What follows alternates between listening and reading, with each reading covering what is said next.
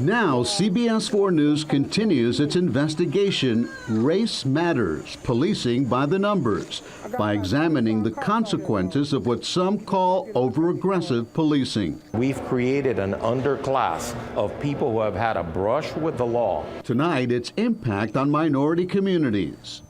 You cannot put the onus on the police department to protect the futures of young black African Americans. Well, tonight, CBS 4's Jim DeFeeti brings you the third part of his series and takes us inside the courtroom where decisions are made that can have serious consequences. Here's Jim's report. CBS 4 News conducted a 5-month investigation into the cases made by the crime suppression team in South Dade. What we found was a unit that racked up hundreds of arrests, mostly of young black men, for petty offenses.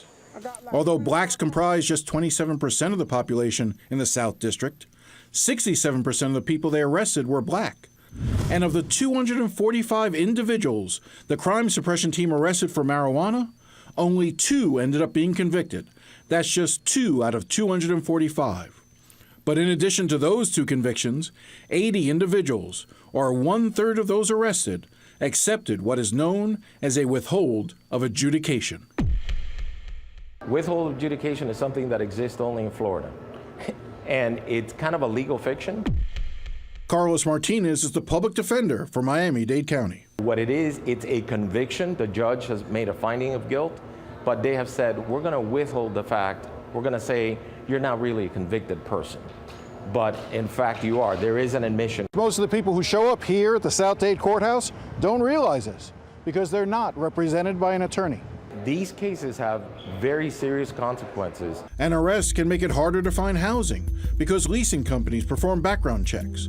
It can disqualify you from student loans and can make finding a job more difficult. We've created an underclass of people who have had a brush with the law that all of a sudden, forever, they cannot get jobs. Andrian Bird is the Miami-Dade police major who oversees the South District and its crime suppression team. An arrest for marijuana possession, even a small amount of marijuana, can follow an individual for a long time in their life. Yes, I realize that completely. But Jim, the other thing that I realize is that you cannot put the onus on the police department to protect the futures of young black African Americans. In 2013, the ACLU conducted a nationwide survey and found that even though blacks and whites use marijuana at the same rate, blacks are 3.7 times more likely to be arrested for marijuana possession than whites. And in Miami-Dade County, the ACLU found you are nearly 6 times more likely to be arrested for marijuana possession if you are black than if you are white. And as a result, we've created an entire class of young black men who now have records that are going to make it that much more difficult them to succeed moving forward in life. When we're out there and we're doing our targeted enforcement, it's not for young black African American males who may be carrying marijuana. And yet that is what you're finding. Overwhelmingly, that is exactly what your CST is arresting people for. They have. I have no answer for that, except that yes, they have arrested more people for marijuana possession than any other thing.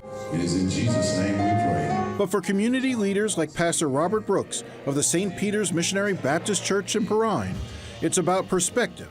He said he doesn't condone marijuana use, but recalls one member of his congregation who was in college and nearly had his life destroyed by a marijuana arrest. You have to be accountable for your actions. It's illegal. My concern is he was treated as if he was an axe murderer.